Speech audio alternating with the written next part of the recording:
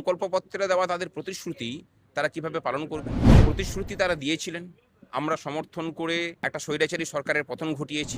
গণতান্ত্রিক রীতিনীতি যদি মানেন তাহলে সরকার তো কোনো দলের হয় না, এর আগে পর্যন্ত সেটা দলের থাকে, তারপরে সরকার সবারই। আজকে বিজেপির সরকার পালা বদলের পর যে সরকার ক্ষমতায় এসেছে তাদের পূর্ণাঙ্গ বাজেট, এই প্রথম তারা বাজেট পেশ করছে। আপনারা দীর্ঘদিন ধরে আন্দোলন চালাচ্ছেন দাবিতে, কি মত আপনাদের, মানে কি প্রয়াস থাকবে?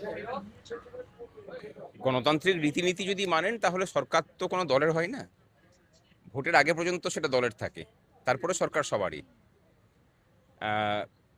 আমরা যেটা করেছিলাম ভোটের নির্বাচনের আগে, আমাদের যে দাবি সনদ, সেই দাবি সনদ নিয়ে আমরা প্রত্যেকটা রাজনৈতিক দলের কাছে গিয়েছিলাম এবং সেখানে যারা আমাদের দাবি সনদগুলোকে সবথেকে বেশি সমর্থন জানিয়েছিলেন, আমরা বলেছিলাম যে আমাদের সমর্থনটাও সেদিকে থাকবে।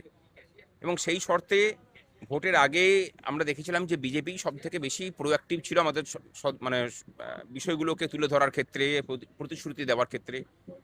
মাননীয় প্রধানমন্ত্রী এসেছেন, আমাদের বিষয়গুলোকে বলেছেন এবং যে ভাষাতে আমরা আমাদের দাবিগুলোকে পেশ করি সেই ভাষাতেই বলেছেন। মাননীয় গৃহমন্ত্রী এসেছেন, একই কথা বলেছেন। বর্তমান মুখ্যমন্ত্রী যখন বিরোধী দলনেতা ছিলেন তখন 4 তারিখের আগে পর্যন্ত, তখনও তিনি এই কথাই বলেছেন। প্রতিশ্রুতি তারা দিয়েছিলেন, আমরা সমর্থন করে একটা স্বৈরাচারী সরকারের পতন ঘটিয়েছি। তারা বলেছিলেন যে গণতান্ত্রিক রীতিনীতি মেনে কর্মচারীদের দাবি দাওয়াকে পূর্ণতা দেওয়া হবে, সেই অনুযায়ী তারা সংকল্পপত্রের স্থানও দিয়েছিলেন। এখন আমরা কি আশা করছি সেটার থেকে বড় নয় কি যে তারা তাদের মানে সংকল্পপত্রে দেওয়া তাদের প্রতিশ্রুতি তারা কিভাবে পালন করবেন? আমরা বরং তাকিয়ে আছি যে তারা তাদের দেওয়া যে সংকল্প, সেই সংকল্পকে বাস্তবায়িত করছেন কিভাবে।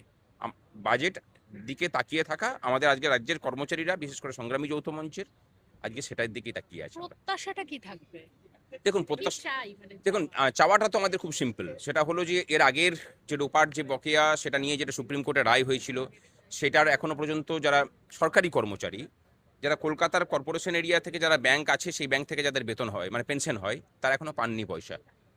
আচ্ছা, পয়সা পাননি হচ্ছে ওয়ার্ক চার্জ এমপ্লয়ি, যারা পিডাব্লিউডি এবং ইরিগেশনে কাজ করেন, পুলিশের মধ্যে হোমগার্ড আছেন, যারা ডিএ পান কিন্তু এরিয়ার পাননি এখনো, এবং তার সাথে প্রায় 57টা ডিপার্টমেন্ট আছে যারা গ্রান্টিনের বলে যাদেরকে গণ্য করা হয়।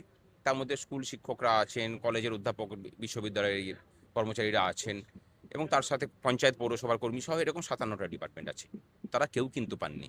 তাহলে সেটার ইমপ্লিমেন্টেশন করা, সুপ্রিম কোর্টের রায়টাকে ইমপ্লিমেন্টেশন করা, সঠিক হিসেবটাকে নিয়ে আসা, বর্তমান রূপার বকেয়া 42%, সেই 42%কে মেটানো।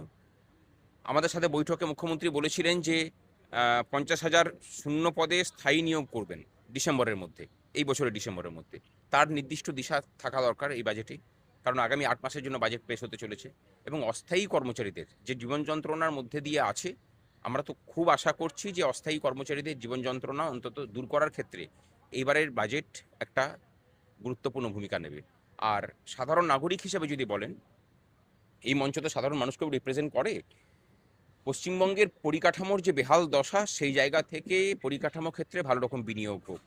ভবিষ্যৎকে যদি দাঁড় করাতে হয়, শিক্ষাক্ষেত্রটাকে দাঁড় করাতে হবে। শিক্ষা পরিকাঠামোর প্রতি ভীষণভাবে নজর দেওয়া প্রয়োজন। বিগত 15 বছর ধরে এটা ভয়ানকভাবে উপেক্ষিত থেকেছে, এই দিকটাতে নজর দিক সরকার। আরো ভালো ভালো খবর দেখতে সাবস্ক্রাইব করুন বাংলা হান্টের ইউটিউব চ্যানেল। বাংলা হান্টের আরো খবর দেখতে নজর রাখুন। বাংলা খবর মানেই বাংলা হান্ট।